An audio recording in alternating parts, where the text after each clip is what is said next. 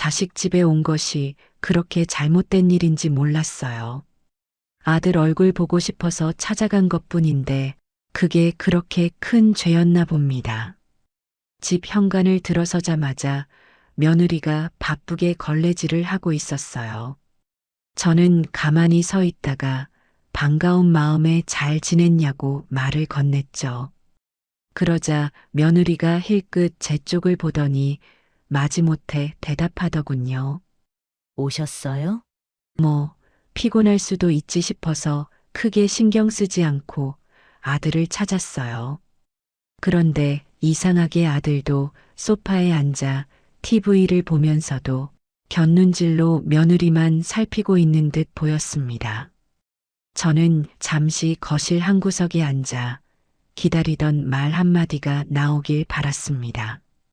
어머니 오셨으니 식사라도 하세요 든 오랜만에 잘 지내셨죠 든 뭐라도 괜찮았을 텐데. 그런데 며느리는 청소기를 꺼내더니 바닥을 훑어대며 왔다 갔다 하더군요. 불편한 기운이 감돌았지만 일단 말없이 지켜봤어요. 아들은 눈치를 살피다 저를 한번 보고 또 며느리를 한번 보더니 입을 꾹 다물었죠. 잠시 후 제가 목이 말라 물이라도 마시려고 식탁 위 컵을 들었습니다. 그 순간 깜빡하고 컵을 미끄러뜨렸고 물이 바닥에 쏟아졌어요. 어머니, 그게 뭐 하시는 거예요? 제가 방금 닦은 바닥인데. 며느리 목소리가 날카롭게 꽂히더군요. 미안해. 제가 실수했네. 급히 휴지를 잡으려 했는데 며느리가 휴지를 빼앗아 들었습니다. 그냥 두세요. 제가 할게요. 어머니는 손 떨리시니까 더 엉망 만들지 말고요. 그 말에 가슴이 철렁 내려앉았습니다. 참, 물 쏟는 게 뭐 대수냐 싶기도 했지만 며느리 표정이 너무나 차가웠어요. 저는 얼떨결에 손만 덜덜 떨고 아들은 그저 눈치만 보다 결국 아무 말도 못했죠. 순간 내가 여기에 있어도 되는 사람인가 하는 생각이 들었습니다. 어머니, 오늘은 좀 피곤하니까 다음에 오세요. 저희도 할 일이 많아서요. 며느리의 말이 이어지자 이젠 명백하게 나가 달라는 뜻임을 알 수 있었죠. 분명 제가 조금 전까지만 해도 여기가 내 아들 집이라 믿었는데 그 한마디가 그 믿음을 산산조각 낸 것 같았습니다. 겨우 아들을 한번 보려고 찾아왔는데 이렇게 초라한 모습으로 쫓겨나게 되다니. 아들은 괜히 시선을 바닥으로 떨구고 며느리는 여전히 차가운 표정을 지었어요. 저는 더는 말이 나오지 않아 슬그머니 가방을 챙기며 일어섰습니다. 발걸음이 무겁게 문 밖으로 이어졌고 뒤로는 아들의 작고 힘없는 목소리가 들리는 듯 했지만 명확히 들리진 않았어요. 문이 닫히는 소리가 딱 하고 울릴 때 왠지 제 가슴 한쪽도 철컥 잠기는 기분이었습니다. 집에 돌아가는 버스 안에서 저는 눈물을 참으려고 해도 도무지 참을 수가 없었어요. 버스 창문 밖으로 바라본 풍경이 어둡게 보이더군요. 눈앞이 흐릿해지면서 저도 모르게 흐느끼고 말았습니다. 그날 밤 잠을 이룰 수 없었어요. 방 한구석에 놓여있던 낡은 사진첩을 천천히 펼쳐봤습니다. 젊은 시절 아들을 업고 찍은 사진을 보니 마음이 무너지는 듯 했어요. 그 아이를 위해 제가 얼마나 많은 밤을 새웠고 무슨 일까지 해봤는지 떠올랐습니다. 저는 떨리는 손으로 사진첩을 덮고 나서 한숨을 길게 내쉬었어요. 다음 날 아침 저는 늘 미뤄왔던 일을 결심하고 실천하기로 했습니다.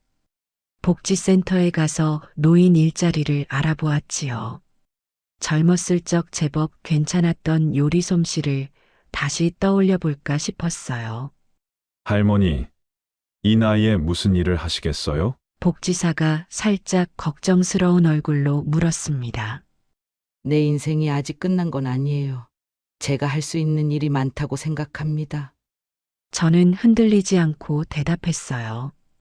그날부터 저는 달라지기로 마음먹었죠. 며느리가 준 상처에 쓰러지기보다는 그것을 발판 삼아 다시 일어서겠다고 굳게 결심했습니다. 밤새 뒤척이다 해가 떠오르기 직전이 되어서야 겨우 눈을 붙였어요. 그렇게 뒤척이는 동안 오래 묵힌 사진첩을 다시 들춰봤습니다.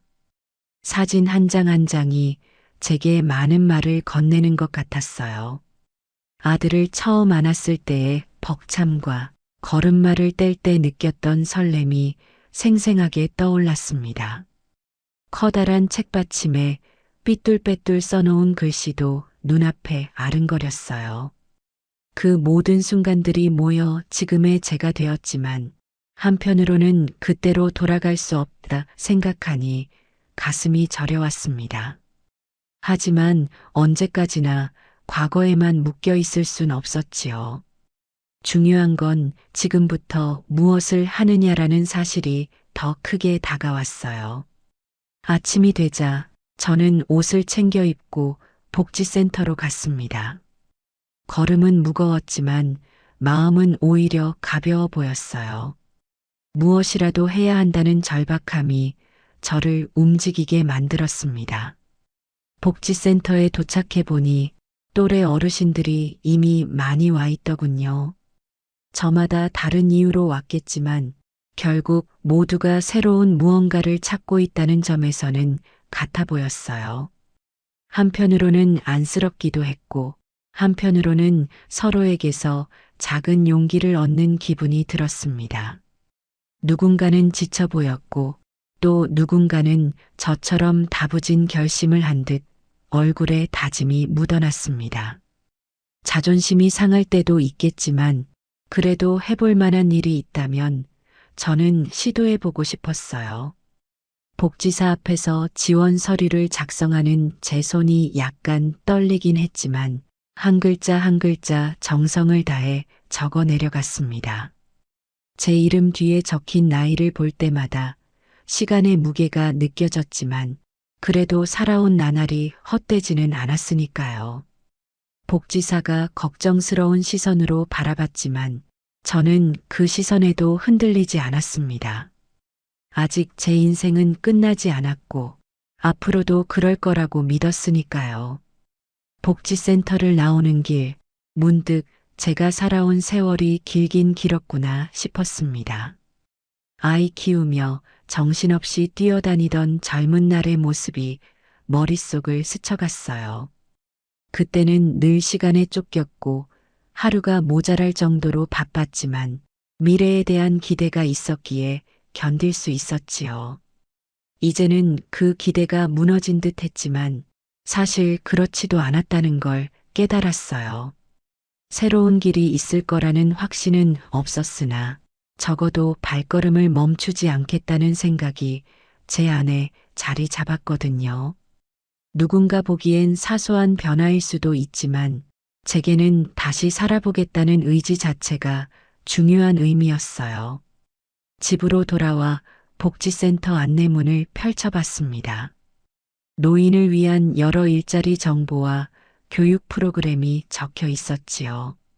제가 할 수 있을 것 같은 일도 보였고 자신이 없는 일도 보였어요.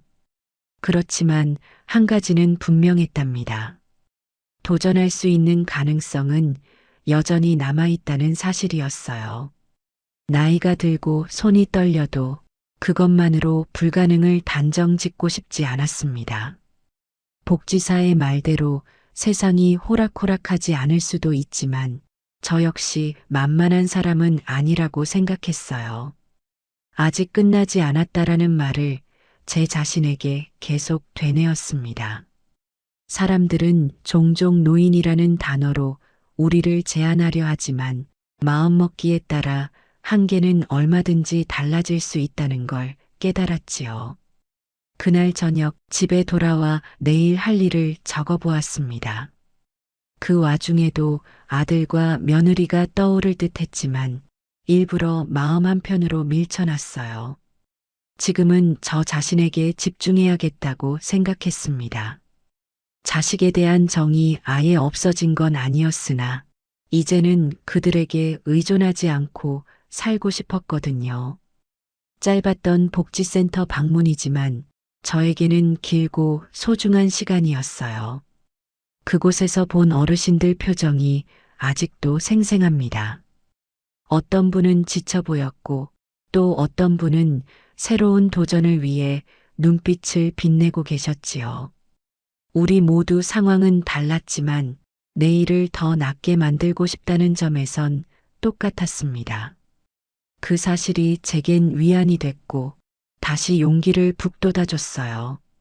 제 선택과 결정으로 인해 실패할 수도 있겠지만 그 누구도 제 실패를 대신 감당해주지 않습니다. 그렇다면 제가 직접 넘어져도 제 힘으로 일어나는 편이 훨씬 낫겠다고 생각했어요. 안내문을 쥐고 있는 제 손이 왠지 든든하더군요. 살아온 세월이 때로는 굴레가 될 수도 있겠지만 거꾸로든 어떻게든 저를 지켜주는 방패가 될 수도 있겠다고 믿게 됐습니다. 복지센터 추천으로 동네 작은 분식점에서 일하게 됐지요.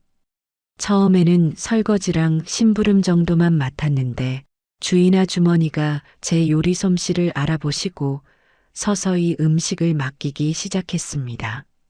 할머니, 이 떡볶이 맛이 아주 일품이네요.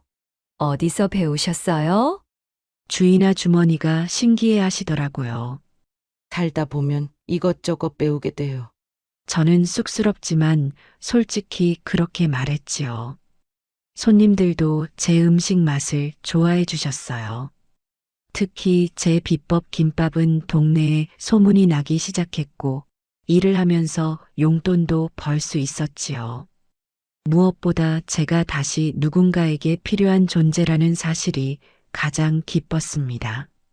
이모님, 이 김밥 레시피 좀 알려주세요. 단골 손님이 부탁할 때면 비밀이에요. 저만의 특별 레시피니까요. 이렇게 웃으면서 넘어가곤 했습니다. 자식 집에서 쫓겨났던 아픔은 조금씩 옅어졌고 새로운 삶이 제 앞에 펼쳐지는 것 같았어요. 새벽에 일어나 분식점으로 향하는 발걸음이 이젠 낯설지 않게 느껴졌습니다. 골목길 모퉁이를 돌 때마다 스며드는 차가운 공기는 제 정신을 맑게 만들어줬어요. 처음엔 하루 종일 설거지에 매달려 허리가 휘청거렸는데 일을 마치고 나면 묘한 성취감이 저를 감싸더군요. 주인 아주머니는 조금씩 제게 요리를 맡기기 시작하셨습니다. 처음으로 떡볶이 양념을 책임졌을 땐 가슴이 떨렸어요. 손님들이 맛있게 먹어줄 때면 제가 살아있음을 실감하게 됩니다. 옛날에 가족들 식사를 챙길 때 느꼈던 작은 행복이 다시 돌아온 느낌이었지요. 김밥을 만들 때마다 문득 아들 도시락을 싸주던 기억이 떠올랐어요. 그 시절엔 너무 바빠서 밥 차리는 일도 빨리빨리 해치우기 바빴는데 지금은 한 템포 느리게 작업하며 그 즐거움을 음미하고 있답니다. 손님들이 음식 맛을 궁금해하거나 칭찬해 줄 때면 저도 모르게 뺨이 달아오르곤 합니다. 예전엔 가족에게 인정을 받고 싶었는데 이제는 이렇게 낯선 분들에게도 제 손맛이 통한다는 사실이 신기했어요. 하루하루 제 기력이 조금씩 올라오는 기분을 느꼈습니다. 새벽에 시장을 돌아다니며 신선한 재료를 고르고 가게가 문을 닫을 때까지 분주히 움직였어요. 집으로 돌아와 쉴 때면 제 스스로가 대견하다고 여겨질 때도 생겼습니다. 한번 완전히 무너진 줄 알았던 제가 다시 일어나고 있다는 것이 말로 다 못할 위안이 되었어요. 처음 분식점에 출근할 땐 정말 낯설고 두려운 마음이 컸습니다. 하지만 며칠 지나지 않아 그 두려움은 기대감으로 바뀌더군요. 낯선 환경에서 새로운 사람들을 만나고 익숙지 않은 요리를 배우는 과정이 제 삶을 다시 뛰게 만들었어요.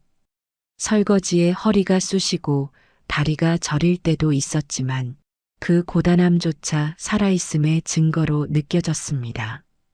손님들이 환하게 웃으며 제 음식을 먹을 때면 전에 없던 성취감이 가슴을 가득 채웠죠. 특히 김밥 한 줄 한 줄에 온 정성을 담아 말아낼 때면 작은 희열이 일었습니다. 겉보기엔 평범해도 그 안에는 제가 살아온 세월과 마음이 배어 있다고 생각했거든요.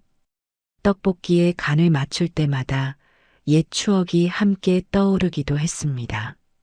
예전에 부엌에서 바쁘게 요리하며 가족들의 저녁 식탁을 챙기던 제가 눈앞에 겹쳐 보였어요. 그 시절에는 시간이 늘 부족해 허겁지겁 먹이고 치우느라 정신이 없었는데 지금은 과정 하나하나가 다 소중하다고 느껴지네요. 분식점 주인 아주머니가 가끔 제 손을 잡고 고맙다고 말해주실 때면 가슴 한켠이 따뜻해졌습니다. 이 일은 분명 돈을 벌기 위한 생업이지만 저한테는 제 가치를 증명할 수 있는 소중한 무대라고 할 수 있어요. 하루를 마치고 나면 늦은 밤 골목길이 살짝 쌀쌀해지지만 오히려 머릿속은 내일 뭘 만들지로 가득 차서 발걸음이 가벼웠습니다. 이런 일상이 과거의 저였다면 상상도 못했을 만큼 큰 활력소가 되었어요. 가끔 손님들이 할머니, 어제 그 김밥 정말 맛있었어요. 라고 말씀하시면 저도 모르게 마음속에 뿌듯함이 가득해집니다. 겉으로는 그래요? 고마워요 하고 웃어 넘기지만 속으로는 왠지 모르게 든든해지곤 했죠. 그렇게 조금씩 자식에게서 받은 상처가 옅어지고 대신 새로 얻은 즐거움이 제 마음을 채워줬습니다. 정확히 말하면 상처를 완전히 잊은 건 아니지만 새로운 의미를 더해가며 서서히 치유해 나간다고 보는 게 맞겠죠. 함께 일하는 동료들도 이젠 제겐 없어서는 안 될 존재예요. 젊은 친구들은 제가 살아오면서 쌓아온 경험을 흥미롭게 여겼고 저도 그들이 가진 신선한 생각에서 자극을 받았습니다. 서로 다른 세대가 한 공간에서 어우러지는 모습이 제 마음을 따뜻하게 만들었어요. 분식점 문을 열고 들어설 때마다 제 표정이 달라졌다는 걸 스스로도 느낍니다. 주방 한 구석에 앉아 채소를 다듬고 재료를 손질하는 제 모습이 이젠 자연스럽게 익숙해졌어요. 잠시 앉아 쉬고 있으면 예전 아픔이 떠오르지만 다시 일어나 몸을 움직이면 현실의 즐거움이 그 상처를 덮어주는 것 같습니다. 이렇게 하루하루 조금씩 성장하는 제가 기특하기도 해요.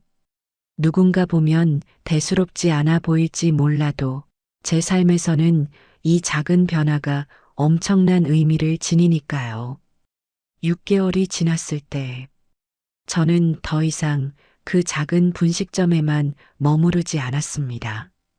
처음에는 설거지와 간단한 조리만 하던 제게 사람들이 조금씩 더 큰 역할을 기대하기 시작했어요. 주인 아주머니도 제 손맛을 높이 사셨고 동네 주민들도 하나둘 관심을 보냈습니다. 그 덕분인지 저는 주변 노인정에서 요리 수업을 가르치게 되었지요. 처음에는 그저 도울 수 있으면 좋겠다는 마음이었지만 막상 수업을 시작해보니 점점 흥미가 생겼습니다. 어르신들과 함께 간단한 음식부터 만들어가며 제 경험을 나눌 수 있다는 사실이 참으로 뿌듯했어요. 수업에 참여하신 분들은 오랜만에 누군가와 이렇게 요리를 해본다며 즐거워하셨고 저 역시 그 기쁨을 고스란히 나눠받았습니다. 그러다 어느 날 지역축제위원회에서 연락이 왔어요. 할머니께서 분식점에서 떡볶이며 김밥이며 요리를 아주 맛깔나게 하신다는데 축제에서 한번 시연을 해보시면 어떨까요? 처음에는 망설였지만 주인 아주머니와 노인정 어르신들의 응원이 이어져 용기를 냈습니다. 이때부터 저는 축제에 가져갈 메뉴와 레시피를 고민하며 하루하루를 보냈어요. 새벽부터 장을 봐오고 저녁 늦게까지 주방에 서서 다양한 시도를 해봤습니다. 과거엔 겨우 가족들 입에 맞추느라 안달했는데 이제는 동네 사람 모두가 제 음식을 맛볼 기회를 얻는다고 생각하니 가슴이 뛰었어요. 물론 몸은 힘들었지만 그 힘듦이 이상하게 달콤했습니다. 축제 날이 밝았을 때 저는 새벽부터 일어나 재료를 챙겨 행사장으로 향했습니다. 사람들은 이미 북적거렸고 여러 부스에서 갖가지 먹거리와 볼거리를 선보이는 풍경이 펼쳐졌지요. 저는 분식점에서 미리 준비해둔 재료와 노인정에서 써오던 간단한 도구를 챙겨 부스 한편에 자리를 잡았습니다. 잘 해낼 수 있을까 하는 긴장감이 엄습했지만 동시에 제 손끝을 믿고 싶었어요. 조금씩 불을 올리고 제가 익숙한 방식대로 떡볶이 국물을 내며 김밥 재료를 준비했습니다. 아직 이른 시간이었는데도 주변 사람들이 무슨 음식이길래 이렇게 좋은 냄새가 나지 하며 모여들기 시작했어요. 얼마 지나지 않아 부스 앞은 금세 북적거렸고 저는 정신없이 음식을 담아내며 조금만 기다리세요라고 외쳤습니다. 그 무렵 어딘가에서 현장 MC가 제 이름을 부르며 마이크를 잡았지요. 오늘 우리 마을 축제의 스타는 김명자 할머니입니다. 할머니의 손맛을 보세요. 그 소리에 잠시 멈칫했지만 주변의 박수와 함께 얼굴이 화끈 달아올랐어요. 부끄러워하면서도 묘하게 기분이 좋았습니다. 이전까지는 가족이나 아주 가까운 이들만 제 음식을 맛볼 수 있었는데 이제 이렇게 많은 사람 앞에서 당당히 손맛을 뽐내게 되었다니 생각하면 참 놀라운 변화였어요. 사람들이 제 음식 냄새를 맡고 줄을 서서 기다리는 모습이 보이자 내가 정말 이 자리에 어울리는 사람인가 하는 의문과 동시에 커다란 자부심이 밀려왔습니다. 행사가 무르익을 즈음 이상하게 정장을 입고 다니는 사람들이 부스 근처를 맴도는 것이 느껴졌어요. 그중 한 사람이 다가와 곧바로 말을 걸더군요. 할머니, 저희 프로그램에 나오시면 어떨까요? 인생의 이막, 할머니의 맛집, 도전이라는 코너인데요. 알고 보니 지역 방송국 PD라고 했습니다. 그 말을 듣자 저는 당황스러우면서도 오랫동안 제 안에 자리 잡은 어떤 열정이 튀어나오는 것 같았어요. 처음엔 나는 별거 아닌데 나 같은 사람이 무슨 방송이에요라며 손사래를 쳤지요. 하지만 PD의 눈빛이 꽤 진지했고 곁에 있던 몇몇 주민들도 부추기셨습니다. 방송에 한번 나가보셔요. 할머니 이야기 정말 감동적이에요. 이윽고 저는 살짝 두근거리는 가슴을 누르며 대답했어요. 한번 해볼게요. 그렇게 저는 지역 방송에 출연했습니다. 촬영팀이 제가 분식점에서 요리하는 모습과 노인정 수업을 하는 장면을 담아갔고 집에서 혼자 살아가는 일상도 짧게 찍었어요. 어느 날은 새벽부터 촬영이 이어져서 허리가 쑤실 만큼 고된 시간이었지만 동시에 제 인생의 한 페이지를 더 채우는 기분이 들었습니다. 촬영이 끝난 뒤 방송이 나가자마자 생각보다 큰 반응이 찾아왔어요. 동네 분들은 물론이고 다른 지역에서도 그 할머니 음식 좀 먹어보고 싶다는 사람들이 생겨났다고 들었습니다. 그제야 저는 물컵 하나 엎어서 쫓겨났던 할머니가 아니라 자신의 길을 찾은 할머니가 되어가고 있다는 사실을 깨달았어요. 방송이 나간 후 예상치 못한 전화가 왔어요. 아들이었습니다. 어머니 저예요, 민수. 아들의 목소리는 떨리고 있었죠. 그래. 무슨 일이니? 저는 담담하게 물었습니다. 어머니가 TV에 나오신 걸 봤어요. 그동안 죄송했습니다. 아들이 말했어요. 저는 잠시 침묵했습니다. 그래. 잘 지내니? 네. 어머니 좀 뵐 수 있을까요? 아들이 조심스럽게 물었어요. 시간이 되면 보자꾸나. 요즘 내가 좀 바빠. 저는 과거와는 다른 태도로 대답했습니다. 사실 아들의 목소리를 듣는 순간 가슴이 덜컥 내려앉았어요. 예전 같았으면 눈물을 왈칵 쏟으며 당장 달려갔을 텐데 이제 저는 분식점과 노인정 수업 그리고 축제와 방송 출연까지 겪으며 스스로의 삶을 굳건히 다진 사람이 되어 있었습니다. 아들을 그리워한 시간이 길었지만 그 빈자리를 다른 긍정적인 에너지로 채우려 애쓰다 보니 단숨에 반갑다고 할 수도 없었어요. 그래서 일부러 요즘 바쁘다는 말을 건넸던 것 같아요. 며칠 후 잠시 시간을 내어 카페에서 아들을 만났습니다. 그가 보이는 순간 저도 모르게 마음 한구석이 시큰해졌어요. 카페 한쪽에 앉아 있던 아들은 제 모습을 보자 고개를 숙였습니다. 어머니, 그때 정말 죄송해요. 제가 아내 앞에서 어머니를 제대로 보호하지 못했어요. 아들이 고개를 숙였습니다. 저는 그 말에 지난 날이 생생하게 떠오르는 걸 느꼈어요. 하지만 그걸 곧바로 밖으로 드러내진 않았습니다. 너 잘못만은 아니야. 하지만 너가 그렇게 할 수밖에 없었던 상황이 서글펐단다. 저는 솔직하게 말했어요. 이 한마디에는 제 모든 감정이 담겨 있었습니다. 아들 탓만 하고 싶지도 않았고, 그렇다고 제가 괜찮았던 건 절대 아니었죠. 오랜 세월 이 아이를 키우기 위해 제가 버텨왔던 시간들을 떠올리니 더 복잡했어요.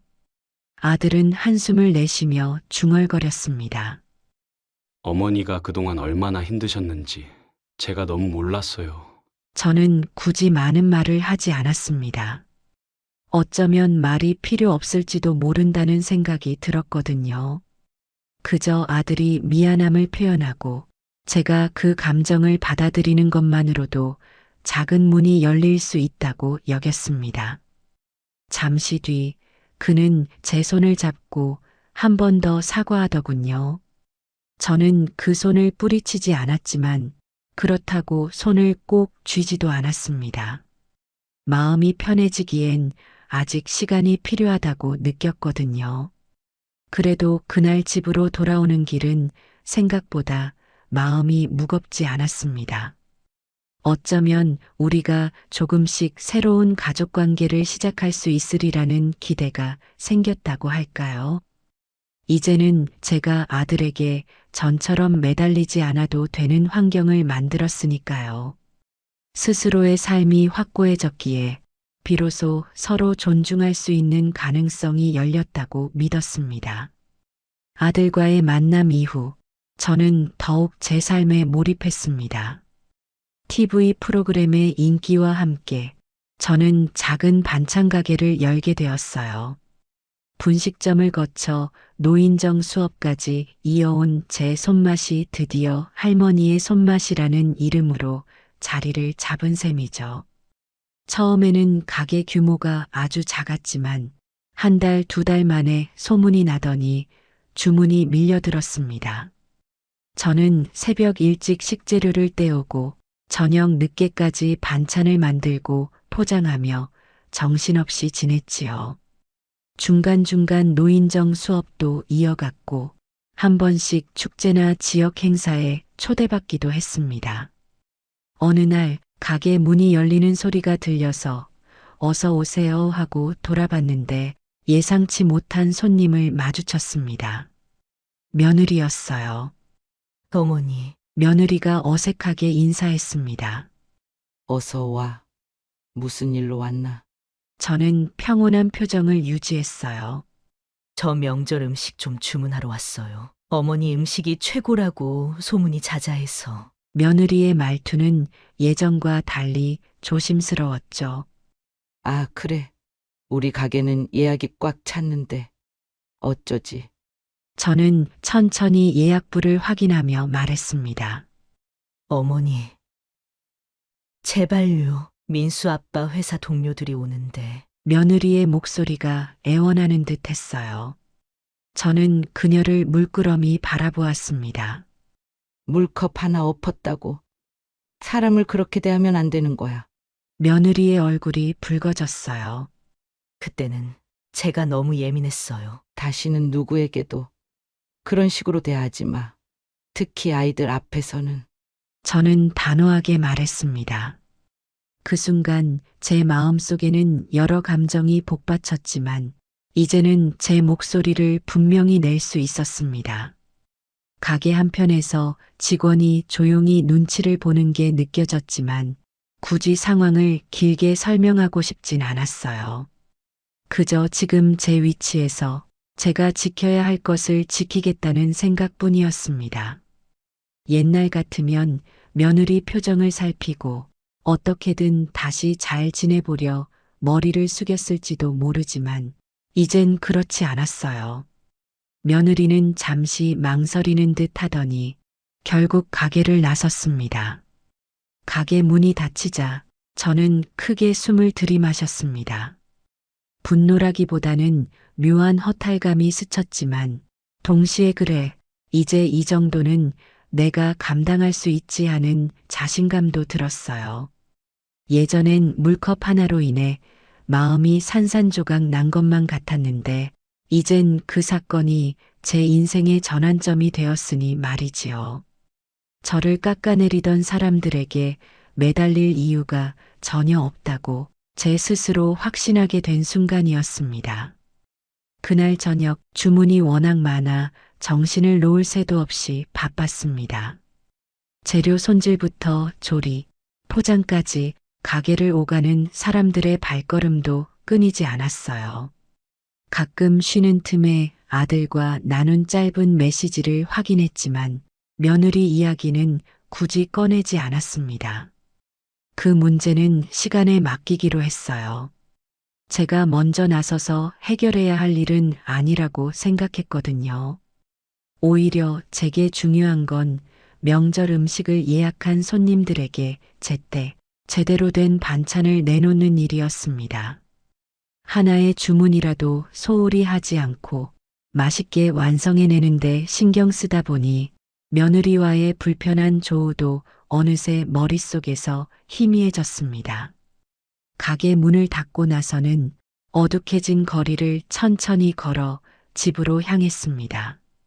머릿속엔 내일 있을 노인정 수업 준비가 가득했고 다음 주까지 예약이 밀려있는 반찬 가게 일정도 꼼꼼히 챙겨봐야 했어요.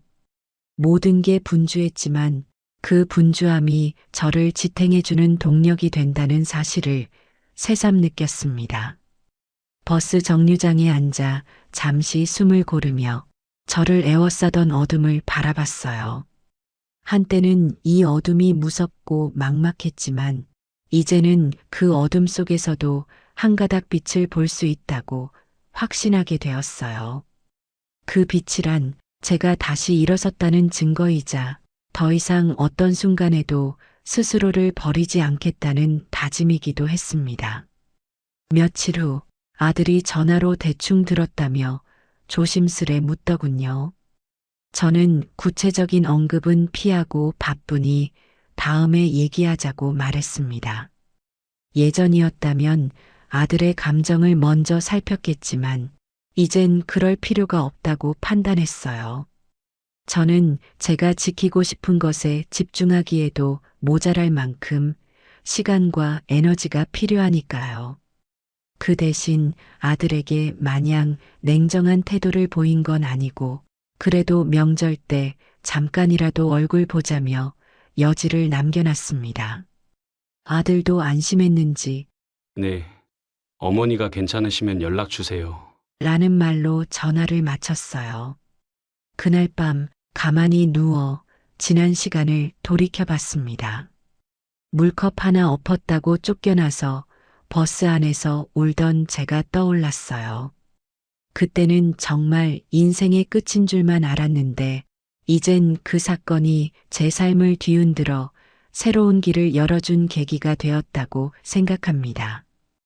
분식점에서 기운을 되찾고 노인정 수업으로 보람을 느꼈으며 지역 축제를 통해 세상에 제 손맛을 알리고 방송 출연으로 더 많은 사람에게 용기를 전할 수 있었습니다. 그리고 아들과의 재회, 며느리와의 충돌까지 겪으면서 결국 저는 더 단단해졌지요. 이제 저는 매일이 소중합니다. 노년에 이런 변화를 맞이할 줄은 몰랐지만 그 변화 속에서 배우고 성장하는 제 자신을 사랑하게 되었어요. 아직 해결되지 않은 가족사도 있고 언젠가 또 다른 갈등이 찾아올지 모르지만 이제는 두렵지 않습니다. 저는 제가 가진 기술과 마음가짐으로 어떤 일이든 이겨낼 수 있다고 믿게 되었습니다. 무엇보다 저 자신이 저를 믿어준다는 사실이 가장 큰 힘이 되었습니다. 그래서 요즘은 아들이나 며느리를 생각하며 괜히 마음 쓸 일이 거의 없어요. 물론 그들에게 미련이 아예 사라진 건 아니겠지만 더 이상 제 삶의 축을 그들에 두지 않습니다. 어차피 제 선택으로 시작한 새 길이니만큼 기쁨도 보람도 제 몫이라고 여기거든요. 아침이면 여느 때처럼 분주하게 가게를 열고 주문이 밀려들 땐 눈코 뜰 새 없이 일합니다. 가끔 찾아오는 단골 손님들과 짧게 나누는 담소가 제게 얼마나 큰 위로가 되는지 몰라요. 그분들은 제 요리를 맛있게 즐기면서도 제 삶의 이야기를 응원해주곤 하지요. 할머니, 요즘 방송에도 다시 나오셔야 하는 거 아니에요? 하고 농담을 던지는 손님도 생겼습니다. 그럴 때면 저도 웃으며 받아치곤 합니다. 아직 틀니도 새 거고 손목도 멀쩡하니까 뭐든 할 수 있어요. 노인정 수업은 여전히 꾸준히 이어지고 있습니다. 한동안 아프셨던 어르신이 지난주에 다시 오셨는데 예전보다 손이 더 떨린다며 조금 난처해 하셨지만 함께 재료를 다듬으며 껄껄 웃었지요. 어떤 분은 이제 혼자 반찬을 직접 만들어 먹을 수 있다며 뿌듯해 하셨고 그 모습을 볼 때마다 저도 마음이 따뜻해집니다. 누군가에게 작은 희망을 줄 수 있는 기회가 있다는 게 얼마나 소중한지 이제야 깨닫게 되었어요. 퇴근 후 집으로 돌아오는 길은 늘 고단하지만 요즘은 별빛도 더 선명하게 보이는 것 같습니다. 가끔 아들의 전화가 울려도 더 이상 마음이 덜컥 내려앉지 않아요. 바쁠 때는 바쁘다고 나중에 얘기하자고 말하는 여유가 생겼습니다. 며느리 일도 그렇습니다. 옛날 같으면 저를 어떻게 생각하나 노심초사했겠지만 이제는 제 할 일을 하며 제가 걸어온 길을 지킬 뿐이지요. 요즘은 하루를 마치고 집에 돌아와 텅 빈 거실에서 커피 한 잔을 내려 마시는 시간이 좋아졌습니다. 창밖 어둠을 마주하며 참 많이도 변했구나 하고 스스로 대견하게 여기는 순간이 찾아오거든요. 그때마다 물컵 하나를 엎고 쫓겨나며 흘린 눈물이 결국 오늘의 저를 만들었다고 생각하면 묘한 기분이 듭니다. 고통도 원망도 모두 지나간 시간 속에서 제게 필요한 자양분이 되었던 셈이지요. 앞으로 어떤 길을 더 걷게 될진 모르지만 적어도 이젠 스스로를 믿는 마음을 절대 놓지 않을 거예요. 그 믿음 덕분에 저는 가족을 신경 쓰지 않아도 흔들리지 않고 제 삶을 온전히 살아낼 수 있는 사람이 되었으니까요. 그리고 이 길을 혼자이지만 담담하게 또 때론 즐겁게 걸어가며 언젠가 손주들이 제 이야기를 들었을 때 우리 할머니 멋지시다라고 생각해 주길 바랄 뿐이에요. 정말 많은 것이 바뀌었지요. 저는 더 이상 쫓겨난 할머니가 아니라 스스로 가게를 운영하고 다른 이들과 기쁨을 나누는 당당한 사람입니다. 그 사실을 아들도 며느리도 그리고 무엇보다 저 자신도 점점 더 선명하게 깨닫고 있어요. 이 정도면 충분합니다. 오늘도 내일도 저는 제 자리를 지키며 제 행복을 만들어 갈 테니까요. 여러분, 제 이야기를 들어보시겠어요? 저는 박미순이라고 합니다. 올해 63이 되었어요. 30년 전 일이 엊그제 같은데 벌써 이렇게 세월이 흘렀네요. 그때 저는 33세 아줌마였어요. 남편과 이혼하고 어린 태식이와 태희를 데리고 시골에서 서울로 올라왔죠. 아이들은 각각 5살, 3살이었어요. 참 어리고 가여운 나이였죠. 처음에는 정말 막막했어요. 친척 집 셋방에 얹혀 살며 온갖 일을 다 했습니다. 식당 설거지, 건물 청소, 전단지 돌리기. 안 해본 일이 없을 정도였어요. 그러다 우연히 길거리에서 생선구이를 파는 할머니를 보게 되었어요. 할머니 옆에는 손님들이 줄을 서 있더라고요. 그걸 보면서 문득 생각했죠. 나도 저렇게 할 수 있지 않을까? 고향에서 엄마를 도와 생선 요리를 많이 해봤거든요.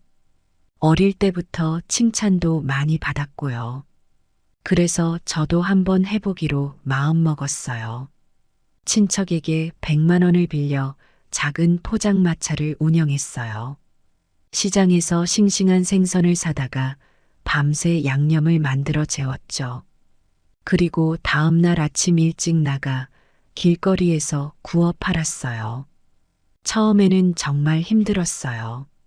손님도 없고 날씨가 안 좋으면 장사를 못하기도 했죠. 하루 종일 서 있다 보면 다리가 퉁퉁 부어서 걷기도 힘들었어요. 그래도 포기하지 않았어요. 아이들 먹여 살리려면 이겨내야 했으니까요. 점점 단골 손님이 생기기 시작했어요. 아줌마, 이 생선구이 어떻게 하면 이렇게 맛있어요? 이런 말을 들을 때마다 힘이 났죠. 한 번은 이런 일도 있었어요.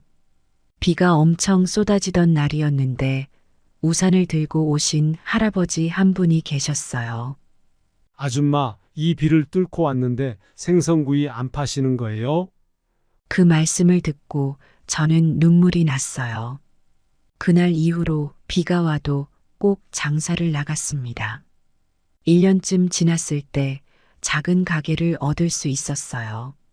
골목 안쪽에 허름한 곳이었지만 저에겐 꿈의 공간이었죠. 이제 비가 와도 추워도 장사할 수 있게 된 거예요. 가게 문을 연 첫날 태식이가 그러더라고요. 엄마, 우리 이제 부자 됐어? 그 말에 가슴이 찡했어요. 전 아이들에게 대답했죠. 그래, 우리 이제 조금씩 부자가 되어가는 거야. 손님들이 점점 늘어나기 시작했어요. 입소문이 나면서 멀리서도 찾아오는 분들이 생겼죠. 생선을 고르는 안목도 늘었어요. 새벽 시장에 가면 상인들이 먼저 인사를 하셨죠. 미순 씨, 오늘은 참 좋은 것들이 들어왔어. 골라가. 양념 비법도 점점 발전시켰어요. 손님들 입맛에 맞추다 보니 어느새 제법 솜씨가 늘더라고요. 특히 고등어 구이는 제 자랑이었어요. 비린내는 싹 잡으면서도 생선 본연의 맛은 살리는 거죠. 아이들도 많이 컸어요.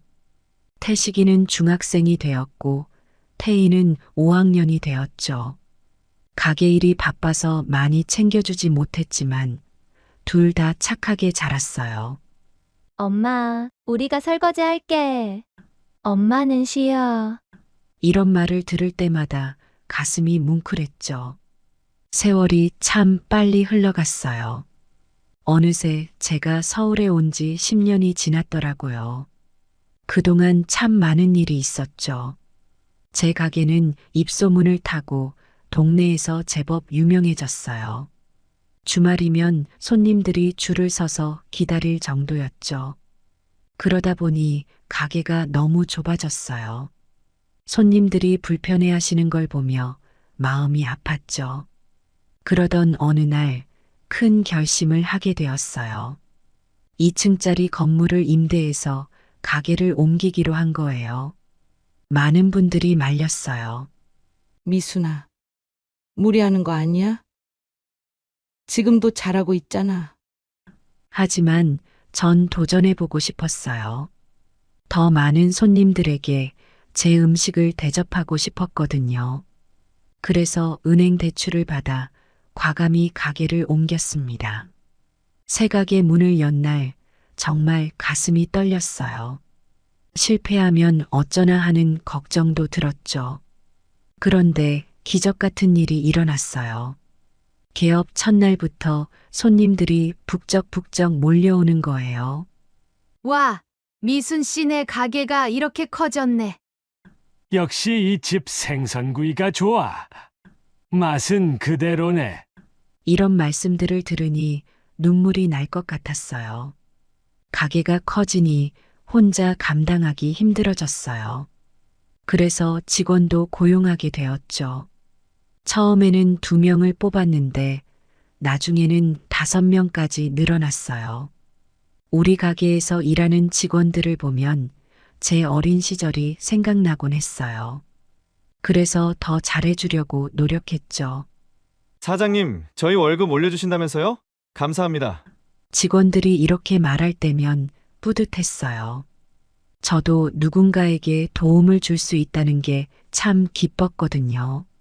사업이 잘 되다 보니 경제적으로도 여유가 생겼어요. 자식들 교육에 투자를 많이 했죠.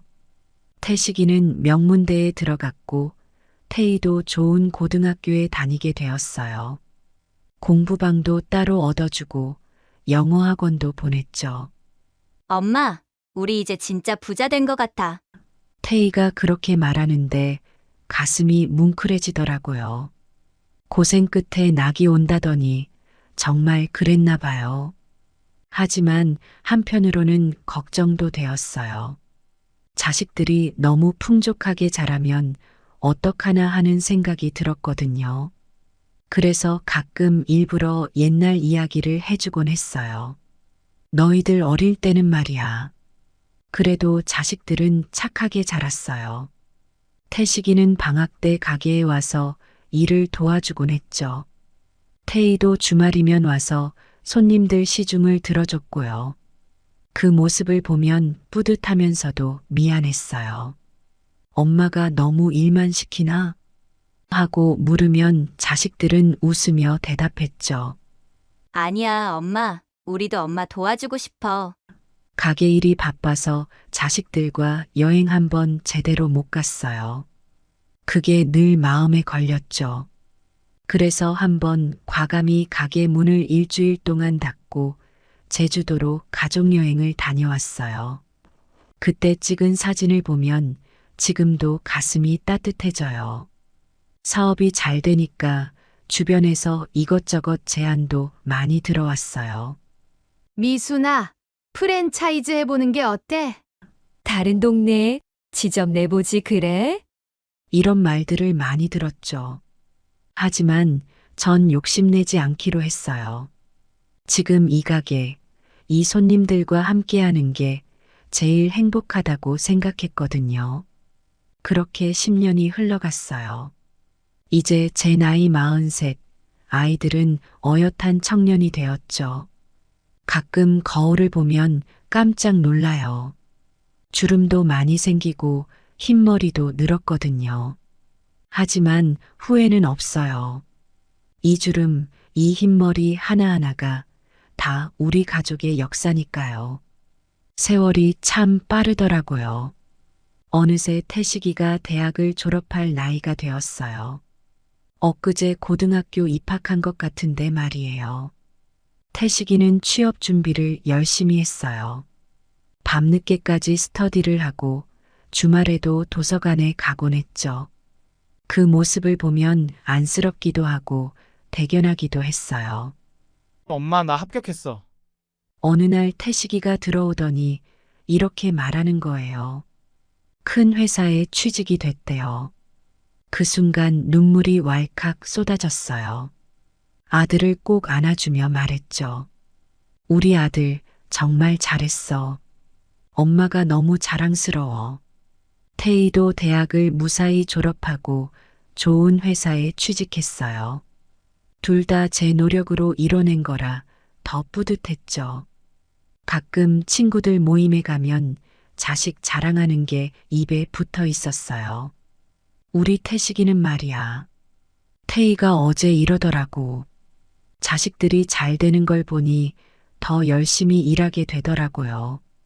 이제는 나를 위해서가 아니라 아이들을 위해 일한다는 생각이 들었어요. 가끔 가게 일이 힘들 때면 아이들 얼굴을 떠올렸어요.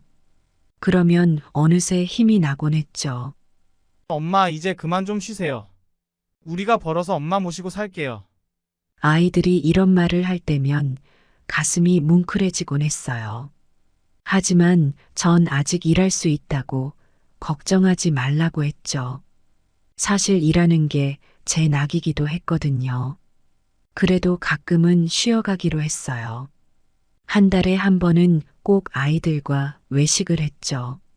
셋이서 맛있는 것도 먹고 영화도 보고 그런 시간들이 제겐 정말 소중했어요.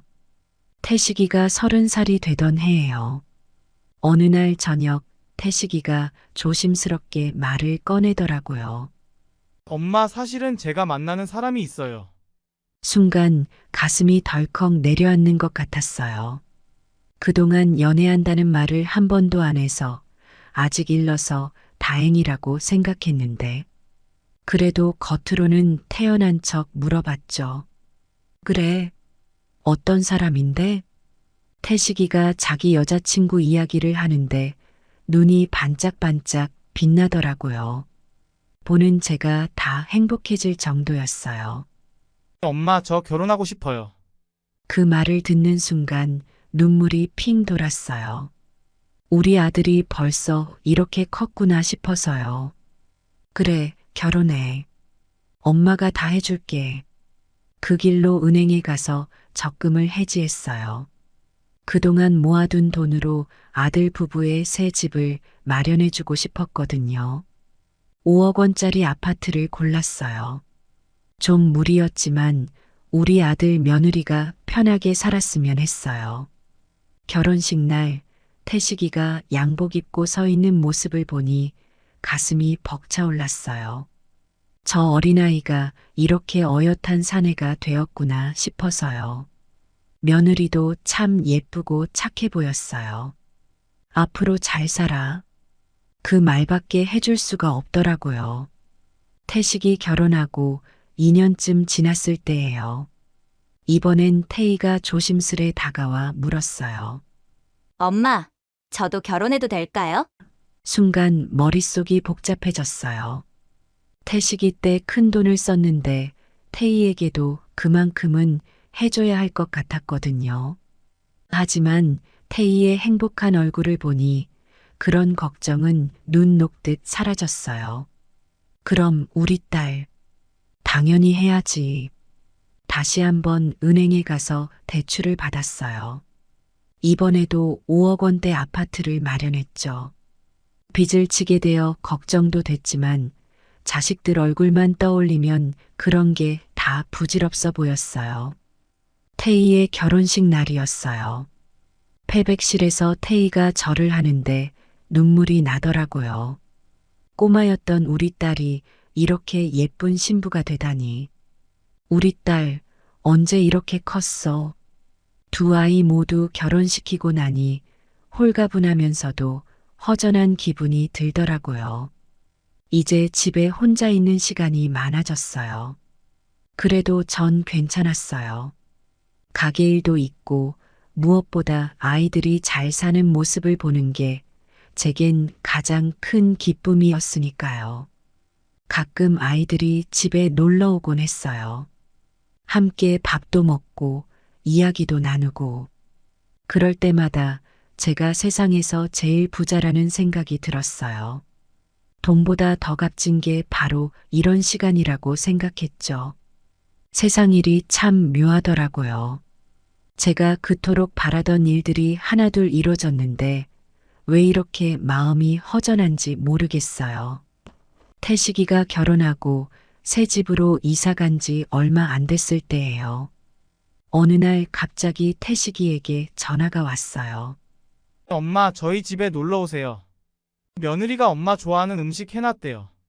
그 말을 듣는 순간 가슴이 벅차올랐어요. 얼마나 기다리던 순간이었는지 몰라요. 서둘러 준비를 하고 태식이네 집으로 향했죠. 새 아파트는 정말 좋더라고요. 넓고 깨끗했어요. 우리 아들 며느리가 여기서 산다고 생각하니 뿌듯했어요. 며느리가 정성스레 차린 밥상을 보며 행복해했던 기억이 나요. 그런데 그게 마지막이었어요. 그 후로 태식이에게서 연락이 뚝 끊겼거든요. 처음에는 바빠서 그런가 보다 했어요.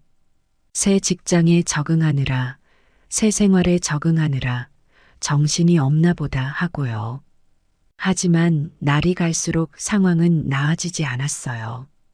제가 전화해도 잘 받지 않았고, 받아도 짧게 통화하고 끊어버리곤 했죠. 엄마, 지금 좀 바빠요. 나중에 다시 전화할게요.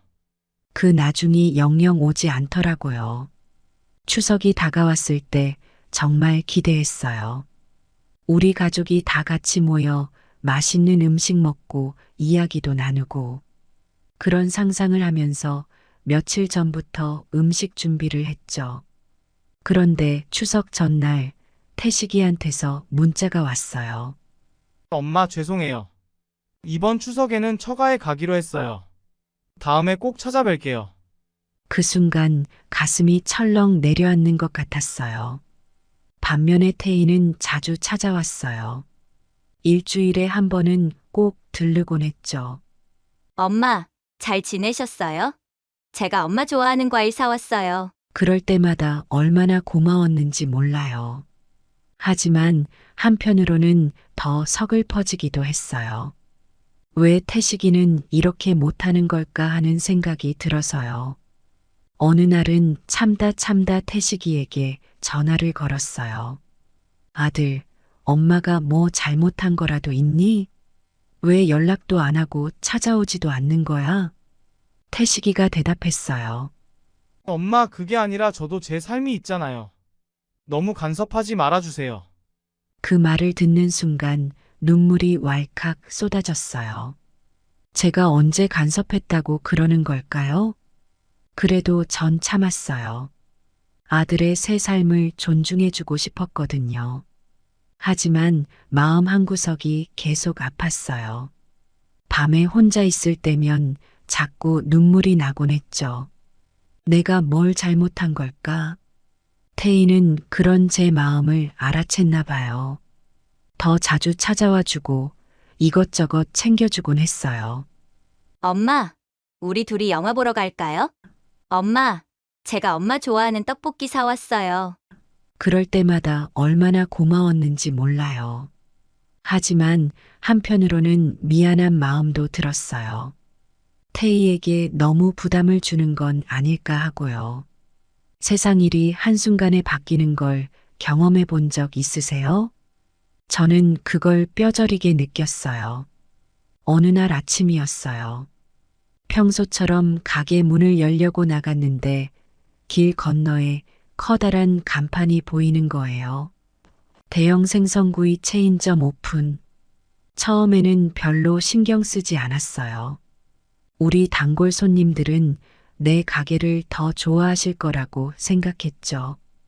게다가 제 가게는 이미 20년 넘게 이 자리를 지켜왔으니까요. 하지만 현실은 냉혹했어요. 첫 주에는 평소와 다름없이 장사가 잘 됐어요. 그런데 둘째 주부터 손님이 조금씩 줄어들기 시작하더라고요. 셋째 주가 되자 확연히 차이가 났어요. 평소 같으면 북적거릴 시간에 가게가 한산했죠. 처음에는 일시적인 현상이라고 생각했어요. 조금만 기다리면 손님들이 다시 돌아오겠지. 하지만 상황은 나아지지 않았어요. 오히려 점점 더 나빠졌죠. 어느 날 단골 손님 한 분이 오셨어요. 미순 씨, 요즘 장사가 안 되는 것 같더라고. 걱정돼서 왔어. 그 말을 듣는 순간 눈물이 핑 돌더라고요. 그동안 혼자 끙끙 앓고 있었는데 누군가 알아봐 주니 감격스러웠어요. 손님들을 되찾기 위해 이것저것 시도해 봤어요. 가격을 조금 내리기도 하고 새로운 메뉴도 개발해 봤죠. 된장 고등어구이, 매콤 갈치조림. 밤새워 연구하고 실험했어요. 하지만 효과는 미미했어요. 새 메뉴를 맛보고 좋아해 주시는 분들도 계셨지만 전체적인 매출은 계속 떨어졌거든요. 직원들 월급 주는 것도 점점 힘들어졌어요. 사장님, 제가 그만두는 게 나을 것 같아요. 한 직원이 이렇게 말했을 때 정말 가슴이 아팠어요. 그 직원의 아이가 올해 중학교에 입학한다고 좋아하던 게 엊그제 같은데 밤마다 고민했어요. 어떻게 하면 이 위기를 벗어날 수 있을까? 하지만 뾰족한 수가 없었어요.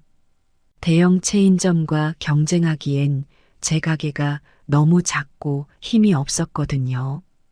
결국 저는 가게 문을 닫기로 결심했어요. 20년 넘게 지켜온 가게를 포기한다는 게 얼마나 힘든 결정이었는지 모르실 거예요. 마지막으로 가게 문을 잠그면서 얼마나 울었는지 몰라요. 폐업 소식을 들은 단골 손님들이 찾아오셨어요. 미순 씨, 정말 문 닫는 거야? 너무 아쉽네. 이제 어디 가서 이렇게 맛있는 생선구이를 먹나? 그 말씀들을 들으니 더 서러워졌어요. 하지만 이미 돌이킬 수 없는 상황이었죠. 가게를 정리하고 보니 남는 게 별로 없더라고요. 그동안 번 돈의 대부분을 자식들 집 사는데 썼거든요.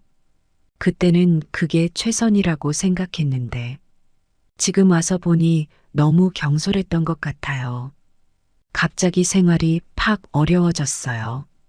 월세 내는 것도 빠듯하고 식비도 아끼게 되더라고요. 자식들에게 도움을 청할까 고민도 많이 했어요. 하지만 차마 그럴 수가 없었어요. 태식이는 이미 연락도 잘 안 하는데 제가 어떻게 손을 벌릴 수 있겠어요. 태희도 자기 살기 바쁠 텐데 제가 어떻게 부담을 줄 수 있겠어요. 그래서 혼자 끙끙 앓았어요. 밤에 잠을 못 이루고 천장만 바라보며 생각했죠. 내가 뭘 잘못한 걸까? 어디서부터 잘못된 걸까? 어느 날은 우연히 거울을 보다가 깜짝 놀랐어요. 제 모습이 너무 초라해 보이더라고요. 주름이 깊게 패이고 머리는 하얗게 새어 있고 그제야 실감이 났어요. 제가 정말 나이 들었구나 하고요. 친구들 모임에 나가는 것도 점점 부담스러워졌어요. 다들 여행 다녀온 이야기, 손주 자랑하는 이야기를 하는데 저는 끼어들 말이 없더라고요. 그래서 핑계를 대고 모임에 안 나가기 시작했어요. 여러분, 부모가 자식에게 도움을 요청하는 게 얼마나 힘든 일인지 아세요? 저는 그날 정말 큰 용기를 내야 했어요. 태희에게 전화를 걸었어요. 손이 떨려서 휴대폰을 몇 번이나 떨어뜨릴 뻔했죠. 태희야, 엄마야. 시간 좀 있니? 태희가 밝은 목소리로 대답했어요. 네, 엄마, 무슨 일 있으세요? 말을 꺼내기가 참 어려웠어요. 목구멍까지 차오르는 말을 꾹 누르고 있었죠. 그게 엄마가 좀 어려운 일이 있어서 태희의 목소리가 걱정스러워졌어요. 엄마, 무슨 일이에요? 제가 도와드릴 일 있어요? 그 말에 용기를 내어 이야기했어요. 태희야, 엄마가 요즘 좀 힘들어. 생활비가 부족해서 혹시 용돈을 조금만 줄 수 있을까? 잠시 침묵이 흘렀어요. 그리고 태희의 목소리가 들려왔어요. 엄마, 갑자기 그게 무슨 말씀이세요? 저도 지금 생활비가 부족해서 힘들어요. 태희의 목소리가 점점 높아졌어요. 엄마, 저도 살기 바빠요. 애들 학원비에 생활비에 어떻게 엄마까지 챙겨드려요? 그 말을 듣는 순간 가슴이 철렁 내려앉았어요. 제가 뭘 잘못 들은 건가 싶었죠. 태희야, 엄마가 무리한 부탁을 한 거니? 태희가 한숨을 쉬더니 말했어요. 엄마, 죄송해요. 하지만 저도 정말 힘들어요. 엄마 도와드리고 싶지만 지금은 어려워요. 전화를 끊고 한동안 멍하니 앉아 있었어요. 눈물이 하염없이 흘러내렸죠. 제가 키운 딸이 이렇게 차갑게 대할 줄은 몰랐어요. 그날 밤 잠을 이루지 못했어요. 제가 뭘 잘못한 걸까? 자식들을 어떻게 키웠길래 이런 대접을 받는 걸까? 그런 생각이 머릿속을 맴돌았어요. 여러분, 인생을 되돌릴 수 있다면 어떤 걸 바꾸고 싶으세요? 저는 그때 자식들에게 집을 사주지 말 걸 그랬다는 생각이 들어요. 작은 원룸에 혼자 앉아 텔레비전을 보고 있었어요. 뉴스에서는 노인 빈곤 문제를 다루고 있더라고요. 그 모습을 보면서 저도 모르게 눈물이 흘렀어요. 저게 바로 나구나 하는 생각이 들었거든요. 벽에 걸린 달력을 바라봤어요. 태의 결혼식 날짜에 동그라미를 쳐놓은 게 보이더라고요. 그때는 얼마나 기뻤는지 몰라요. 딸을 시집 보내면서 5억짜리 아파트를 사줬다는 게 그렇게 자랑스러웠는데 지금 와서 생각해보면 그때 왜 그랬는지 모르겠어요. 제 노후는 생각하지 않고 자식들에게만 올인했던 거죠. 그게 얼마나 어리석은 선택이었는지 이제야 깨닫게 됐어요. 한숨이 절로 나왔어요. 내가 참 바보였지. 그때 현관문을 두드리는 소리가 들렸어요. 옆집 김할머니였어요. 미순아, 괜찮니? 한참을 훌쩍이는 소리가 나서 김할머니는 제 모습을 보고 깜짝 놀라셨나 봐요. 아이고, 왜 이렇게 야위었어? 무슨 일 있니? 참았던 눈물이 왈칵 쏟아졌어요. 김할머니 앞에서 엉엉 울면서 그동안의 일을 털어놓았죠. 가게 문을 닫은 일, 생활고에 시달리는 일, 자식에게 거절당한 일. 김할머니가 저를 꼭 안아주셨어요. 괜찮아. 괜찮아. 다 잘 될 거야. 그 말을 듣는데 더 서러워지더라고요. 김할머니는 저에게 따뜻한 국수를 끓여주셨어요. 미순아, 힘들 때는 꼭 나한테 말해. 우리가 서로 의지하면서 살아야지. 그 말에 가슴이 뭉클해졌어요. 하지만 마음 한구석의 상처는 쉽게 아물지 않았어요. 밤마다 자식들 생각에 잠을 이루지 못했죠. 내가 뭘 잘못했길래. 그런 생각이 머릿속을 맴돌았어요. 텔레비전에서 흘러나오는 노래가 제 마음을 더 아프게 했어요. 세월이 가면 가슴 속에 따스함이 자리 잡네. 그 노래를 들으면서 울컥했어요. 제 가슴 속엔 따스함 대신 차가운 서림만 가득했거든요. 여러분, 인생의 두 번째 기회가 온다면 어떻게 하시겠어요? 저는 그 기회를 꼭 잡고 싶었어요. 어느 날 김할머니가 저를 찾아오셨어요. 미순아, 우리 동네 복지관에서 무료로 요양보호사 교육을 해준대. 한번 들어볼래? 처음엔 망설였어요. 제 나이에 새로운 걸 배운다는 게 두렵기도 했고, 할 수 있을지 자신도 없었거든요. 하지만 이대로 주저앉을 순 없다는 생각이 들었어요. 복지관에 찾아갔어요. 처음 보는 얼굴들 속에서 어색하게 앉아 있었죠. 선생님께서 요양보호사 일에 대해 설명해 주셨어요. 여러분, 나이 든 분들을 돌보는 일은 결코 쉽지 않습니다. 하지만 그만큼 보람된 일이기도 해요. 그 말씀을 듣는데 가슴이 뭉클해지더라고요. 제가 누군가에게 도움이 될 수 있다니. 그 생각만으로도 힘이 났어요. 교육은 생각보다 힘들었어요. 배워야 할 게 정말 많더라고요. 머리가 아플 정도로 많은 걸 배웠어요. 밤늦게까지 공부했어요. 가끔 포기하고 싶다는 생각도 들었죠. 하지만 그럴 때마다 제 처지를 떠올렸어요. 이거라도 해야 살 수 있어. 마침내 시험날이 왔어요. 떨리는 마음으로 시험장에 들어갔죠. 문제를 보는데 머릿속이 하얘지는 것 같았어요. 하지만 곧 마음을 다잡았죠. 할 수 있어, 미순아. 넌 할 수 있어. 결과를 기다리는 동안이 정말 길게 느껴졌어요. 매일 우체통을 들여다보며 합격 통지서가 오기를 기다렸죠. 그리고 마침내 그날이 왔어요. 떨리는 손으로 봉투를 열었어요. 박미수님, 요양보호사 자격증 시험에 합격하셨습니다. 그 글자를 보는 순간 눈물이 왈칵 쏟아졌어요. 기쁨의 눈물이었죠. 자격증을 받고 나니 새로운 용기가 생기더라고요. 이제 다시 시작할 수 있을 것 같았어요. 복지관 선생님의 소개로 작은 요양원에서 일을 시작하게 되었어요. 처음엔 정말 힘들었어요. 몸도 마음도 지치고 힘들었죠. 하지만 어르신들이 저를 보고 웃어주실 때면 그런 힘듦이 싹 사라졌어요. 미순 씨, 오늘도 고마워요. 미순아, 내가 있어서 정말 든든해. 이런 말씀들을 들을 때면 가슴이 뭉클해졌어요. 비록 제 처지는 여전히 어려웠지만 이제 제 삶에 의미가 생긴 것 같았어요. 누군가에게 도움이 되고 필요한 사람이 되었다는 게 얼마나 감사한 일인지 모르겠어요.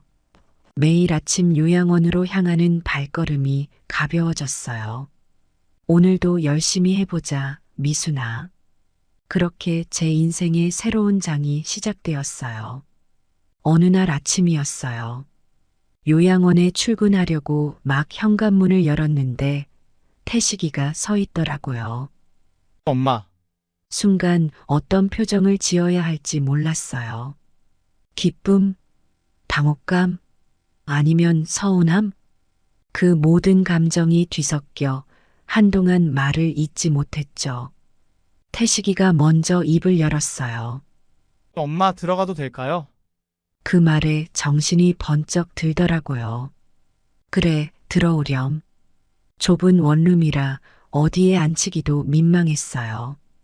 태식이는 어색한 듯 주변을 둘러보더니 조심스레 물었어요. 엄마 여기서 사세요.